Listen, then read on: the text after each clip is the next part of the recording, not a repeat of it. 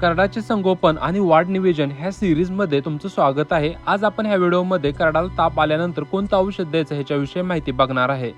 तर तुमच्याकडे तापमापी असणं, थर्मामीटर असणं खूप महत्त्वाचं आहे।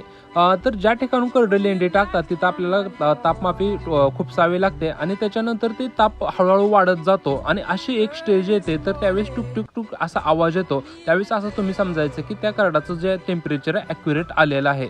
बॉडी टेम्परेचर करडाचं नॉर्मल किती असतं 101.3 ते 103 फॅरनहाइटच्या मध्ये जे टेम्परेचर असतं ते नॉर्मल असतं आणि 103 फॅरनहाइटच्या जर वर टेम्परेचर असेल तर त्या करडाला हाय टेम्परेचर आहे, असं ताप आहे असं तुम्ही समजायचं। आणि ज्यावेळेस 101.3 फॅरनहाइटच्या कमी टेम्परेचर असतं त्यावेळेस लो टेम्परेचर आहे असं तुम्ही समजायचं।